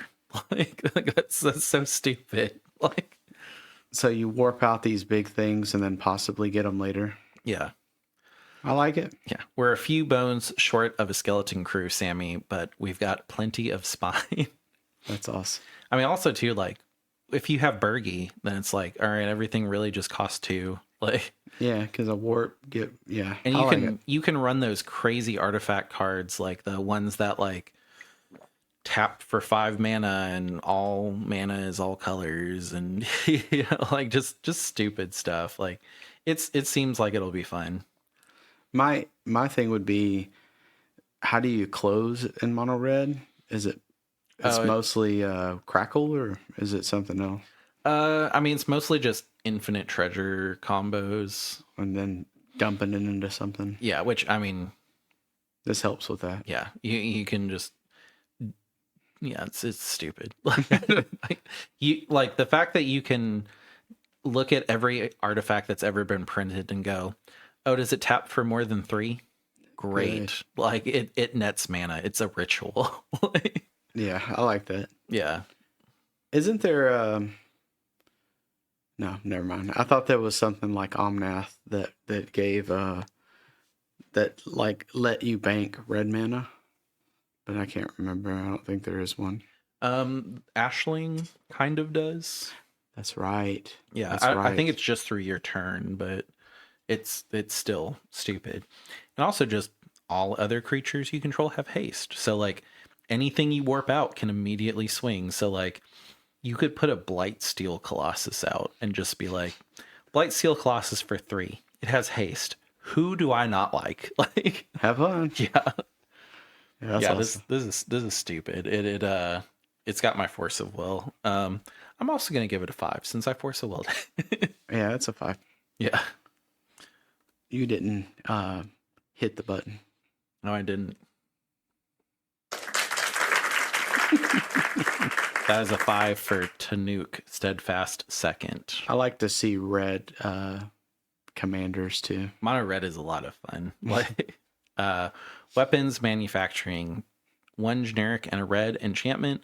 Whenever a non-token artifact you control enters, create a colorless artifact token named Munitions. When this token leaves the battlefield, it deals 2 damage to any target. So basically every mana rock that you play, you get a free artifact that can just, when it's sacked, which, there's that black vampire that just sacks artifacts for free. It just deals 2 damage to whatever you want. That's funny. It's a 1, but it's almost there. Yeah, it could combo with something that's kind of stupid, and I don't know what that thing is, but I know that thing exists, so I wanted to put it in the review. Burden of proof is on y'all, but but I think it could be cool, so I would put it. I'd give it a 2. Put it aside for later. I'm with that as well. I mean, any of those cards. This is 1 card away from being a combo. Yeah, or 2 cards away. I mean, also too, like, I'm sure there's some type of displacer loop where it's like boom, boom, boom, boom, boom, boom, boom, infinite mana, cool. With infinite mana, I'll flicker all of these munitions. They leave the battlefield. They don't come back. Everybody just dies from damage. Yeah. Oh, that's true. You don't have to sack them. You they just need to leave the battlefield. So like, you could even have that card that exiles all artifacts and then just play a bunch of cheap artifacts and be like, all right, well, now I'm going to exile everybody else's artifacts and 20 damage is going somewhere. That's funny. Yeah, I like it. That was a 2 for weapons manufacturing. 2 is solid. Weft Starker Ardent, 2 generic and a red. Creature, Drix Artificer. Whenever another creature or artifact you control enters, this creature deals 1 damage to each opponent. You can warp it for red. It's a 2/3. Another Impact Tremors effect, just it's good because it's also artifacts. I mean, this is a instant win with it's a 3-card combo, but it's pretty much the Lion's Eye loop. Yeah. Because it'll kill. I mean, also too, just is it Bomberman? I don't know. Yeah, Bergie loops, Bomberman loops. Like, there's so many loops with artifacts or creatures that it's just indefinitely. I could just keep doing it. Does it go anywhere? Some of those do, and then this one would definitely make sure it did. So, and the fact you can warp it for just a red. So if you're playing Bergie, you warp it, you get that red back, and then you play Grinning Ingus and you win. Like, I think this would also be good in Obnix. Yeah. Oh, I don't know if it would hold a spot in Obnix, but it's there. A 2/3 for 1 red that deals 1 damage to each opponent. Whenever another creature or artifact. So you have to have something else to go with it, but yeah, but it increases your hand too. Yeah, and when it costs 1, you can combo. And then it's uncommon. I think that if you find this, and I say this all the time with these cards, since they're uncommon, it's worth noting that you may overlook it in your packs. Yeah. And this is something you kind of want to set aside. Yeah, I mean, I'll give this a 3. I'm with a 3 as well. And this is a win con. Yeah. And something. This is a 3 for Weft Starker Ardent. Also more consistency. Yeah. Because there's a lot of cards that do this, and then for 1, it's a win con. I mean, also just imagine the guy that lets you warp things out. There's some things that, like, when you warp it out, you get, like, buku tokens. So, that's true. Yeah. Like, be it, artifact tokens that are useless or, creature tokens. But, yeah. Now we're in the green. Famished World Sire. 5 generic, green. So 8. It has ward 3. Devour land 3. As this creature enters, you may sacrifice any number of lands. It enters with 3 times that many 1/1 counters on it. When this creature enters, look at the top X cards of your library, where X is this card's power. Put any number of land cards from among them onto the battlefield tapped, then shuffle. So you could just be like, I have 5 lands. This will come out as a 15/15. I'll look at 15 cards in my library, and all of the lands will enter the battlefield tapped. But if you're playing Lumra, you have so many effects that make cards enter untapped. So you're just like, oh, this is Lumra, but kind of in my deck. Like, I mean, it also, you don't care if the lands go to your graveyard with Lumara or Lumra. yeah, so like you don't care that your lands go away, and you're running like 40 lands in Lumra. So like if you're going 15 deep, you're probably getting 10 8. lands. Yeah, like I like it. yeah, it's good for that deck. Is it good Kinda anywhere meh. else? Probably no. And it, I mean, another thing to keep in mind, it's 8. But I mean, Lumra again doesn't really care too much because Lumra itself is really big. I was looking for a warp cost. Oh yeah, That's yeah. It's not a red creature, so you couldn't warp it out. Oh, I didn't even rate it. I give it a 3. I think Lumra, it's an option, but I don't know if Lumra would want to run it. So I think it's more of a 2. yeah, it might see some play in Lumra. You can say that for everything. I think you put it aside Yeah, until we fair. know for sure. Yeah. That is a 2.5 for Famished World Sire. Knock it in. Frenzied Baloth, green. This spell can't be countered. It has trample and haste. Creature spells you control can't be countered. Combat damage can't be prevented. It's a 3/2. Jesus. That's a lot of rules Oh my on God. a 3/2 for 2 on a rare. This is a 2-card combo. Is it? It is 100%. With what? Didn't we just get a creature that does? Well, it wouldn't kill everybody, but you'd kill one person for sure. So Cactuar? combat damage can be blocked. It just can't be prevented. So like if you play One Ring and I swing Cactuar at you with this on the field, you can still die. It's Questing Beast, but like really stupid Questing Beast. That's a lot of really good text for 2. Yeah. Like I don't know what to rate this as in CDH because like it's really good, but Questing Beast is really good. I'll give it a 3, but like this is better than Questing Beast for CDH because it says creature spells you control can't be countered for 2. I mean, you might use that just for that. Yeah.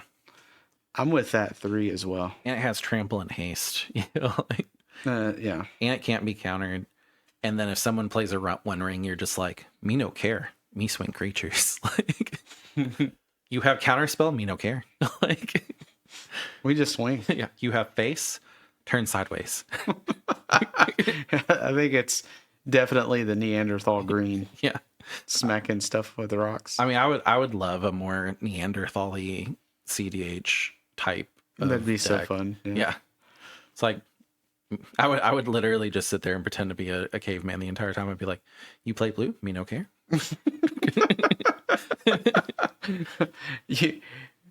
I go to combat, I swing. Yeah.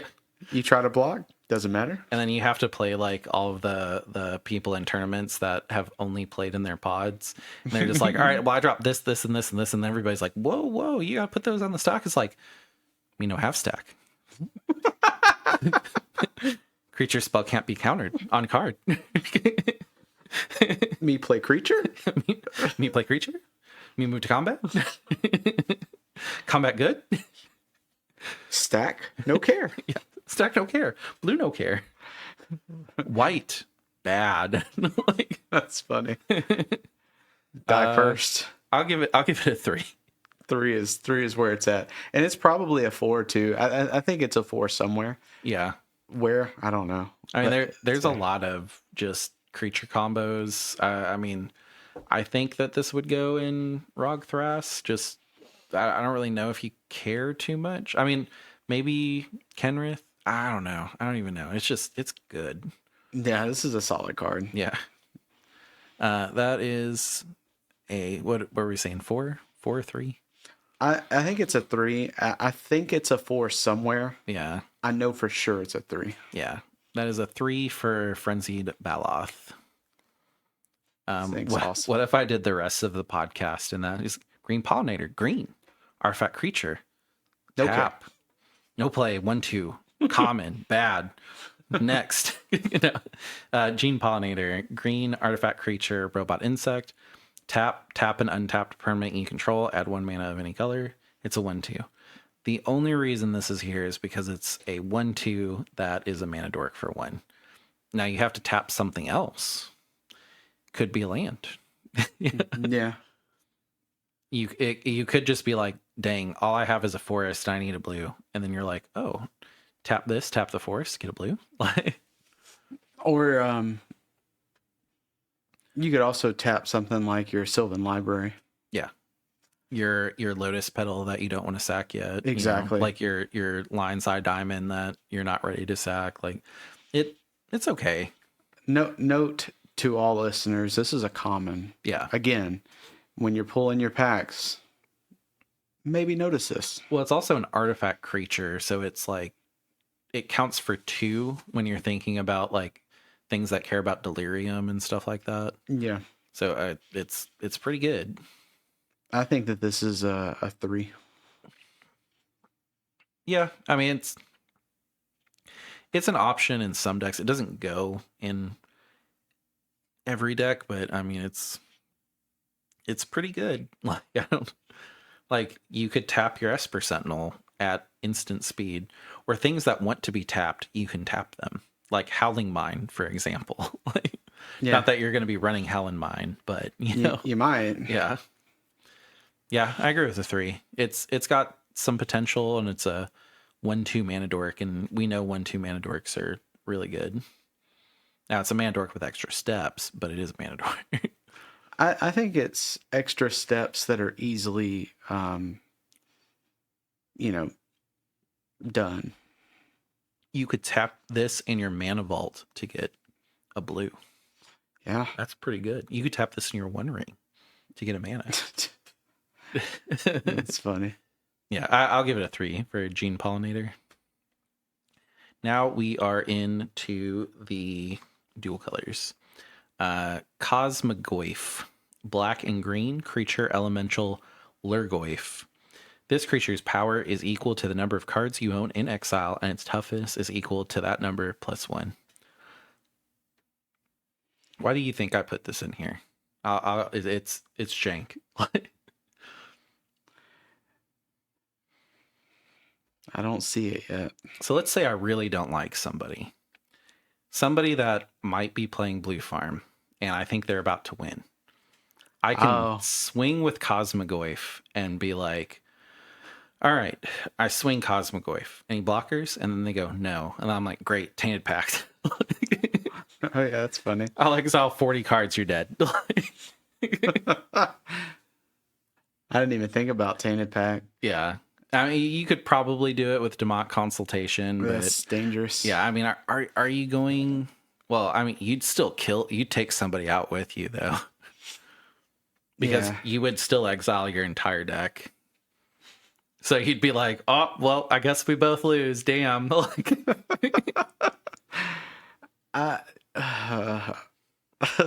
so.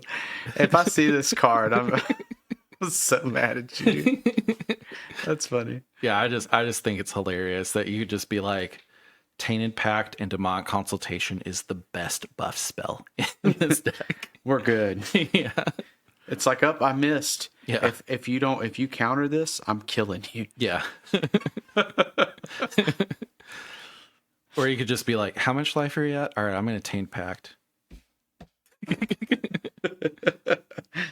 I thought when I first seen it, I kind of was thinking exile of opponents. So, yeah. I mean, basically, you're right. Yeah.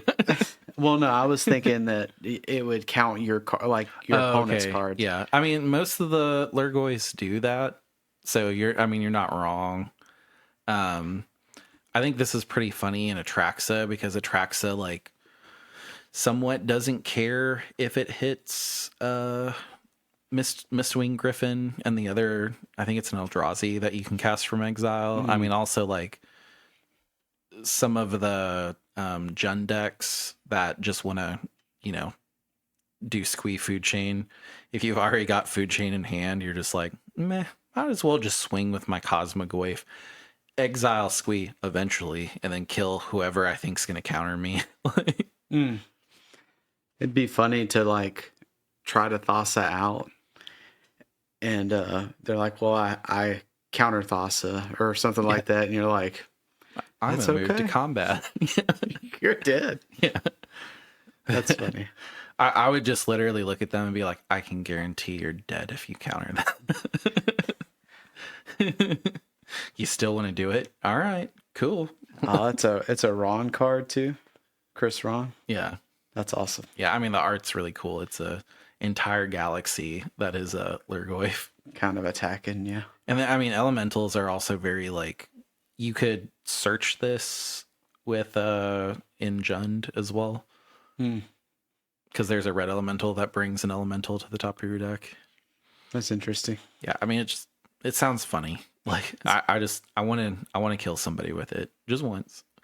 I don't know what kind of deck I would have to make to do it, but I would like to. I think it's a 2 or just neat. I think it could see some play in Atraxa. I mean, we know for sure the Jund Lurgoyf person. We've seen people trying to run that. I don't know why, but we have. I'd give it up to a 3. You say a 3? Yeah, it's very playable. Yeah, Just that combo alone is like, all right, I'll just kill somebody. To me, it would be I think it's neat, but I'm sure you're probably right though. Yeah. 2.5 for Cosmogoyf. Space-time anomaly, 2 generic white-blue sorcery. Target player mills cards equal to your life total. Just, I mean, if you can rush this out, somebody has to mill 40. Maybe that person is you. Don't know. I'll give it a 2. I don't really have too much to say about it. Just for 4, somebody mills 40. Pretty good. 2, yeah. Yep, that's a easy 2 for space-time anomaly.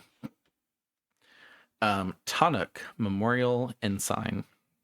1 generic, red-green, legendary creature, Kavu Pilot. Whenever a land you control enters, Tanuk deals 1 damage to each opponent. If this is the second time this ability has resolved this turn, draw a card. 2/4. This is another one that I am really trying to stretch to find a new commander in this set. I don't have much else to say. It's not that great. I'd give it a 1. Yeah, a 1. I just wanted to at least put a couple of maybe potential commanders in here, but I mean, cool for Popper. Oh. All right, 2 for a Tanuk Memorial Ensign. Chrome Champion. We're back into the actual colorless artifacts. Chrome Champion, choose generic artifact creature, dog. It's a corgi that is half motorcycle, half cyborg. Yeah, it's in here for the art. I'm gonna justify it, but it's here for the art. When this creature becomes tapped, you gain 1 life. So there's a lot of artifact tapping decks, like Magda's one of them, where you tap 2 artifacts to untap an artifact, especially if it's on a creature, like preferably a dwarf, but a dog works too in some cases. But you can also 2 tap, put target card from a graveyard on the bottom of its owner's library. It's a 2/1.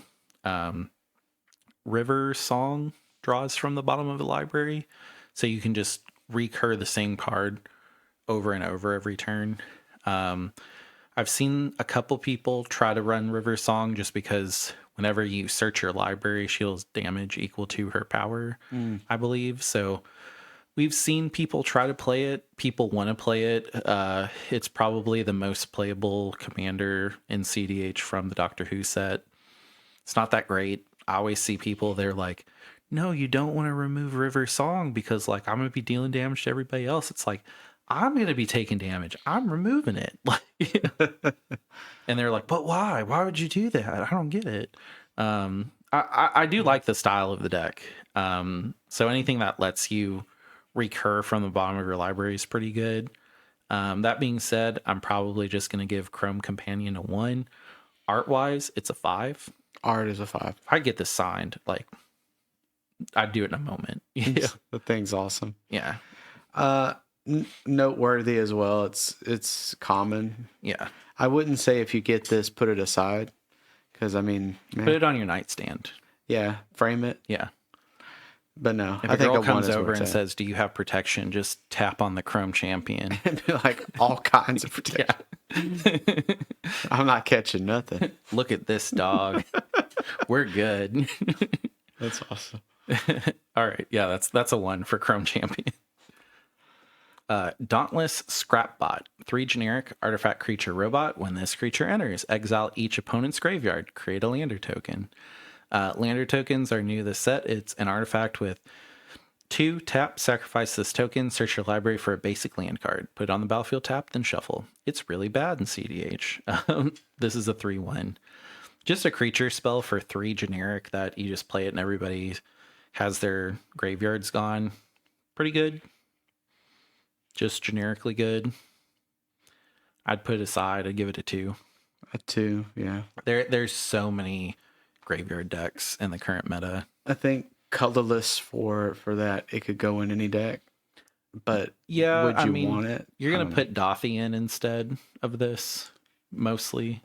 know. Unless you're not running black. Yeah, that's so like non-black. Maybe you put this in as some tech. Maybe not. Yeah. Oh, I don't know. It's there. I give it a 2. I'm with it too.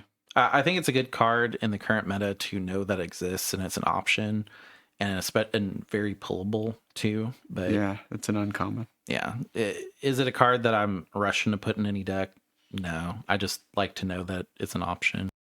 All right, on to the next card. This is Dawnsire Sunstar Dreadnought, 5 generic. It is the only spacecraft that we have. Legendary artifact spacecraft. It has station, tap another creature you control, put charge counters equal to its power on the spacecraft, station only as a sorcery. It's an artifact creature at 20 plus. The 10 station is whenever you attack, Dawnsire deals 100 damage to up to 1 target creature or planeswalker. That's really the only reason it's in here, is because there's that 1 red enchantment. So you would just kill everybody. Like you would just orbital strike the table. That's awesome. I don't think the spacecrafts are CDH at all. I also don't think this one is, but I think it's cool. And it's legendary, so it can be your commander. I mean, You'd be playing a colorless deck, which would be bad, but like, I mean, you pretty much Death Star the entire table. That's kind of cool. it's cool. Yeah. I mean, it's a 5 cost counterable thing that you have to then go and tap 10 power worth of creatures to do. So you need 10 powers of creatures, an enchantment aura that successfully resolved, an artifact that successfully resolves. You need to move through phases into combat and then target that creature and then have that ability resolve without the creature being removed. So as I'm doing this the entire time, I'm be like, I'm going to tap this to charge my laser. Yeah. I'm a charging my laser. But no, I think it's just neat. If I had to rate it, these are so hard to make good. Yeah, it's. I wanted to put a spacecraft in just so that we would talk about it. They're bad. This one is the coolest, and it's gimmicky. It's cool, but it's bad. If you can pull it off, so cool. Still bad. I'll give it a 1. Yeah, I'm with a 1. As a 1 for Dawnsire Sunstar Dreadnought. This is the Dominion Bracelet, 2 generic. Legendary artifact equipment. Equipped creature gets +1/+1 and has 15 generic. Exile the bracelet. You control target opponent during their next turn. This ability costs X less to activate, where X is the creature's power. Activate only as a sorcery. Equip 1. So there is a commander called Yargirl and Multani that people really like in high power casual that can just pay 3 and take somebody's turn with this.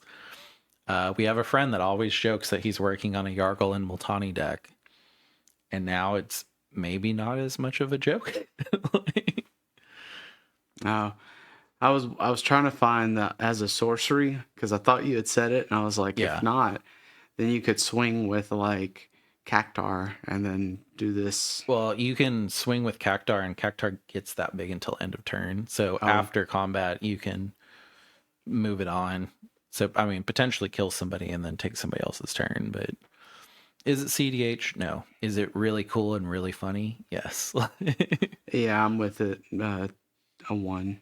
Yeah. But it's interesting. I'm sure somebody in some tournament will pull it off, and it'll be a really cool win, and that person will probably drop afterwards. It's like I've done when I was Yeah. good.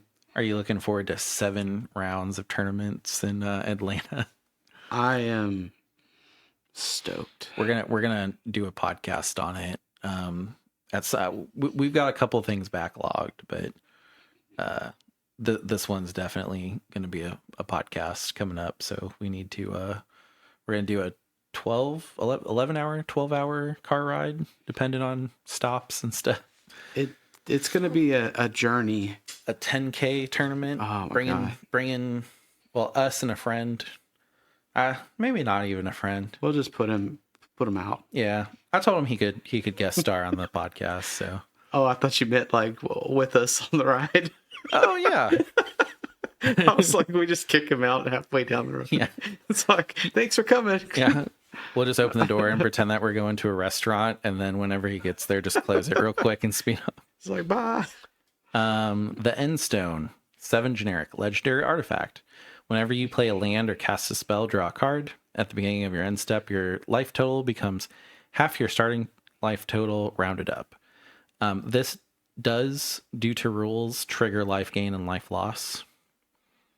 Just FYI. It's a 1. Yeah, I was like, I don't know where that's relevant. I'm sure it is somewhere, but I mean, it's cool that you draw cards as you play the game, but it's not a maze, so you could kill yourself with it too. So, yeah, I'm with a 1. Yeah, it's expensive. It's cool. I mean, you could warp it out for 3, and that's stupid. Yeah, that's dumb. Yeah, and then that deck could be pretty good, but yeah, it's a 1. It's just cool. Virulent Silencer. Whenever a non-token artifact creature you control deals combat damage to a player, that player gets 2 poison counters. What the hell? It's a 2/3 for 3. Just because we brought up that other Sentry Robot Police white card in the last one, I just thought this one was funny. It's a 2 at best. It does things. It's pretty good. Oh, I was gonna say, well, the non-token is a thing because It also works with itself for 3. Yeah. A 1 for me. I would put it aside, but yeah. You think so? I with a gleam in my eye and hope in my soul, I would put it aside. I think there's better ways to poison, and this is I summon it, I put it out. Here we go. Yeah, there's better ways to poison, but this is the only way I know of on a creature that can go in any deck. That's true. Okay, I see it. Yeah. 2. Yeah. 2 for Virulent Slicer. Now we're going into the land cycle. All of these lands are pretty bad, I will admit. They're station lands that come in tapped. But I know someone would say something if we didn't go over them. So we're going to go over them, but we're only going to go over the 2 that matter.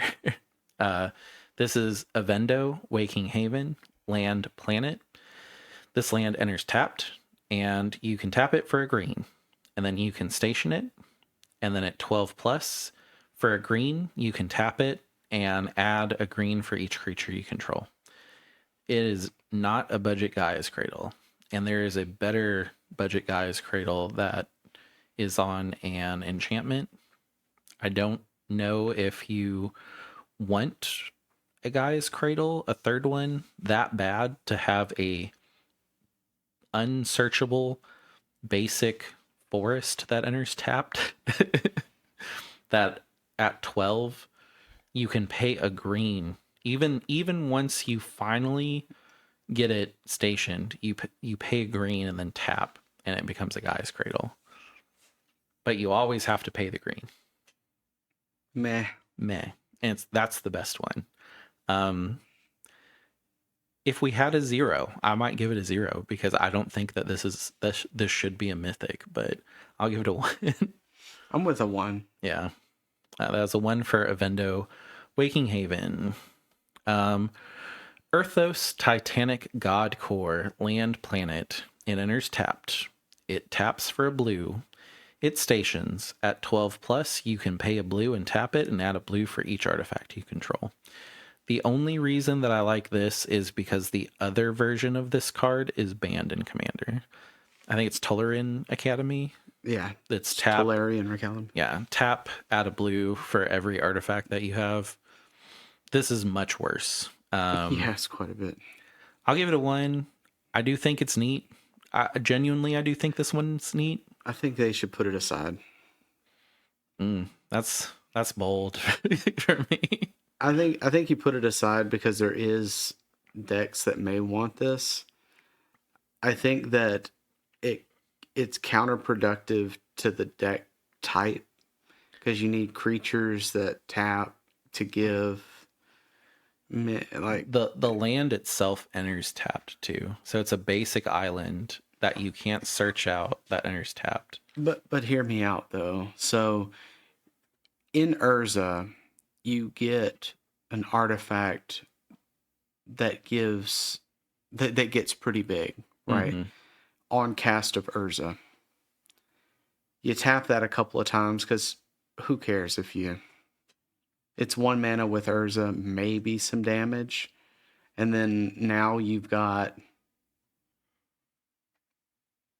1 mana. You pay 1 mana with an Urza mana to get 8. I could see it. But you already have 8 in that situation because you have 8 artifacts. Like, what are you doing with 16 mono blue? You're Urzaing. I mean, it's... If the land didn't enter tapped, I'd consider it, but like how insanely slow it is, and the fact you can't... If it was like a basic land planet, I would like it a lot more. The issue, though, is once you get to 4 and summon Urza, you don't really care about your lands as much. Yeah. And you have to stumble into this one in Urza, too. I mean... you don't really care though. As long as it's not in your opening hand. I don't know. I just think it's really bad and really puts you behind. And you have to invest so much into it to even get it online. And it takes 2 turns to get it online, even after you invest into it. And then the payoff is just you double your Urza artifact mana. Like. But you can win with Urza triggers, though. Infinite Urza triggers, yeah. You're not going infinite in CDH with this land. Not with the land, no. But I think it enables it. I think it's better than a normal island in Urza. I don't. You don't think so? No. Like, that's how much I don't like the card. Like, I think it's neat. I would never put it in a deck, ever. I think it's a 2. I'll give it 1. So that's a 1 for... It's a 1.5 for Earthros Titanic God Court. Like, it's very hard for me. Like, I'm not even trying to be difficult. Like, I would rather have a basic island than this. My thing is, after a while, it doesn't matter. In Urza, you don't really care about... As long as you have 2 blue pips, you don't care if one of your lands comes in tapped. And then the next turn, you could probably win. I can see some of the hype with this, but only in Urza. Yeah, I mean, if you had to pay blue mana for Urza's ability, I would get it, but it's colorless, and like, there's so many ways to get infinite colorless mana, and then this does not do that. This is just, and then like, if you have Manamo, I will say that like, you tap it, you pay a blue, tap it, get 8 blue, you tap Manamo, you tap this, you net 6 more blue because you're not tapping Manamo. So like in that instance, okay, but like, meh. I'm with you guys. I can see it a little bit. Is it CEDH? Maybe. In Urza is kind of CEDH. You don't really see it all the time. I mean, I lost to an Urza last weekend. Yeah. But I mean, I think that had to deal with mainly the player Yeah. because, spoiler alert or not spoiler, but there was a Fiddlebender and a Urza, We, which both were really good. we had a Marnius that was just going as hard as possible, and we were like, bro, stop. We all are having to stop you. And he was just like, I'm going. And it's like, but where are you going? It's like, I'm going to a place where I get 10 treasures and I pass. It's like, then stop it. And they're like, born upon a win. It's like, bro, stop it. Are you winning? Like, no. And you're going to counter my windfall. So what was the point of the born upon a win? I'll back down a little bit, but to all of the listeners, it's a 2. I think it's awful. I think this land cycle is gonna be one of those cards that I open up a pack and I'm just like, oh, this pack sucked. Yeah, I wouldn't be happy to. I wouldn't be happy to get this in a pack. I would trade it in for store credit ASAP before they fall. Oh, really? Yeah. Like these would be if I pulled them in pre-release, I would actually just be like, I need to offload these before everyone realize how actually awful they are. Mm. They still have a lot of hype because of Tolarian Academy. Yeah. I mean, they're a cool idea, but in action, I think people are going to get them and play around with them and be like, oh, these suck. And then like throw them in a bulk bin or like in their rare bulk bin. Yeah, I could see that. And I think that's the last one. Oh, we did in under 2 hours. That's pretty good for a 40 card set review. That is the end of Edge of Eternities, plural. End of Edge of Eternity probably finishes in credits because it's an RPG. So I think there's some pretty cool cards in here. I think that mono red guy is going to be a pretty good mono red commander. I think it'll be a lot of fun. It's kind of what I was wanting to do with Kona from was it Manor? No, it was the haunted house set. It's not the haunted house set. It was the horror set. Yeah, but it was like in a haunted house. Like the plane itself is a giant haunted house.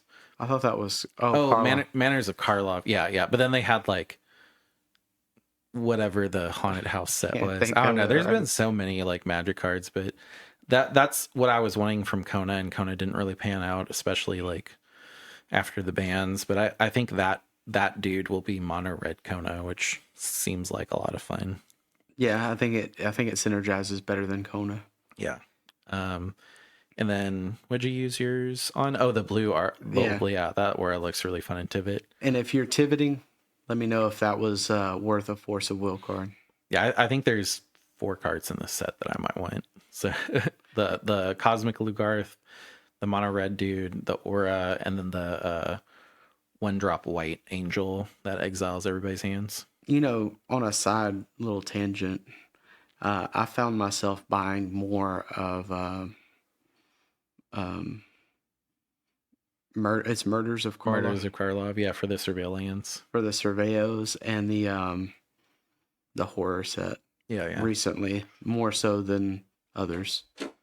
I can't think of what it is. I have like boxes of it behind you, and I was like, can I see it? And I was like, no. I can't think of it. Yeah, well, leave it in the comments. Comment bait. Yeah, somebody knows that for sure. It's like there was the clue set, the hat set, the haunted house set. Now we've got the space set. We had the racetrack set. Yeah, which is meh. And then Avatar. Well, Spider-Man is being spoiled probably a little bit before this comes out at PAX East. I think it's this weekend, so a week before this comes out, we'll get Spider-Man spoilers. And then I think we go right into Avatar, or maybe there's a set in between there. I don't know. I'm pretty excited about Avatar. I just want a Toph card. I'll be excited whenever I see what the cards do. I think they're going to They could flop or they should be real cool. I just want Toph. It Yeah. doesn't matter. But no, I think that the Spider-Man set may be a pickup single set. Yeah, I think this set is a pickup singles set too, unless you just really enjoy the space theme or you're not playing CDH and you're collecting the cards for something else. But yeah, I think that if you're wondering a set to skip, this might be it. Yeah, I think that Spider-Man will be very similar to like Assassin's Creed, personally. I think so too. Which is sad because I really like Spider-Man, but I liked Assassin's Creed too. I mean, there's like one or two cards that were worth anything. Yeah, there are some cool ones. I mean, it was just, if you talk to anybody and you're like, yeah, the Assassin's Creed set, a lot of people will be like, the what? It's like, that came out less than a year ago. Yeah, nobody really picked up any. Yeah. All right, well, that is our podcast. Please remember, if you made it this far, like, comment, subscribe, rate the podcast 5 stars, join the Discord. If you saw some cards that you like and you're going to pick them up as singles, please click our link tree, use our TCG player link. That helps us a lot. And we'll see you next time. See you guys. And wish us luck at the Atlanta 10K tournament. Bye. Bye.